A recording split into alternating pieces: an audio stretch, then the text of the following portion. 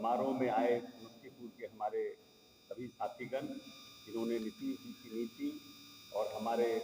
Party के जो लोग जिन्होंने लंबी शहादत दी है इस पार्टी को इस प्रदेश में खड़ा करने में, उनके विचारों को ध्यान में रखते हुए और इन 17-18 साल में जो बिहार का विकास हुआ है, जिस तरह से सबसे पीछे तबके के लोग, खास करके अति पिछड़ा, महिला और दलितों के उत्थान के लिए माननीय नेता ने जिस तरह से कार्यक्रम किया और जिस तरह से कार्यक्रम को कराने का इस प्रदेश में काम किया, और इस प्रदेश में पहली बार जातीय गणना करके और हमारे जो पिछड़े, अति पिछड़े और दलित परिवार के जो लोग हैं जिनकी संख्या बढ़ी है, उनके लिए आरक्षण की सीमा बढ़ाने का जो काम किया, उन सब को देखते हुए जो साथी आरजेडी से आज हमारे बीच, आज पार्टी के माननीय विजय चौधरी जी, हमारे बड़े भाई और हम लोगों के माननीय सम्मानित अभिभावक के नेतृत्व में आज समस्तीपुर से आकर के पार्टी मुख्यालय में जो सदस्यता ग्रहण किए हैं, उन सबका जनता दल यू परिवार में हम अभिनंदन करते हैं, स्वागत करते हैं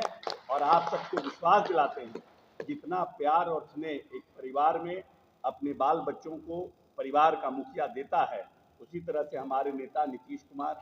इस परिवार को सींचने का काम करते हैं, अपने कार्यकर्ताओं को स्नेह और आशीर्वाद देने का काम करते हैं। इसलिए आप सब परिवार के लोगों का हम इस जनता दल यूनाइटेड परिवार में अभिनंदन करते हैं, स्वागत करते हैं और उम्मीद करते हैं कि आने वाले जो हमारा जो बड़ी लड़ाई है, नीतीश कुमार के नेतृत्व में 2025 में लड़ाई लड़ी जाएगी, उसमें पूरी ताकत क्षमता के साथ, क्योंकि जो हमें जानकारी मिली है कि बहुत से लोग जिला परिषद के सदस्य रहे हैं, बहुत से लोग मुखिया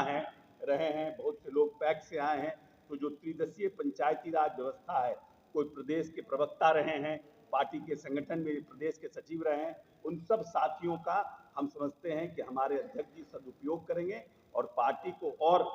संगठित रूप से मजबूत करके आपकी भूमिका का भी निर्वहन कराने का काम करेंगे। लेकिन हम आप सभी प्रेस के लोगों को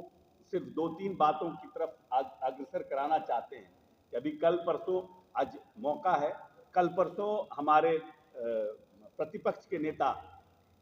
ने प्रेस कॉन्फ्रेंस किया था और उसके माध्यम से उन्होंने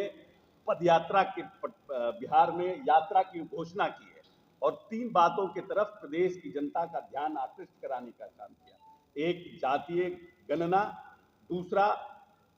अपराध और तीसरा इस प्रदेश में आर्थिक और बिहार को विशेष पैकेज। ये 3 मुद्दा है जिसको लोग करके ये पदयात्रा करने जा रहे हैं। तो हम ये आज पूछना चाहते हैं आरजेडी के लोगों से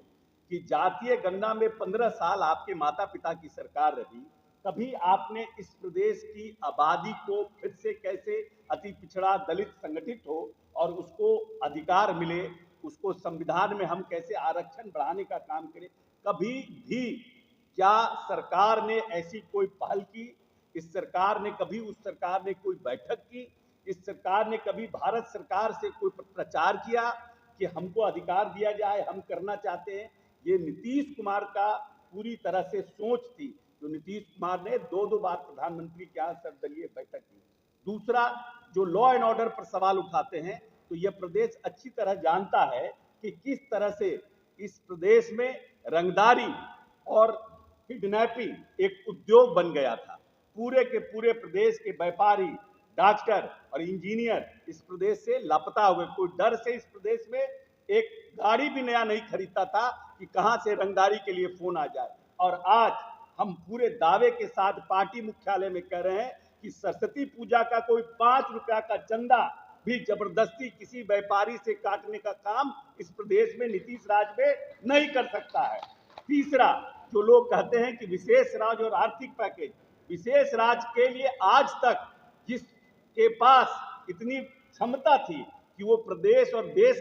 के प्रधानमंत्री बनाने का काम करते थे, वो कहते हैं कि गुजराल जी को उन्होंने ही बनाया प्रधानमंत्री, वो किंग मेकर थे। और उसके बाद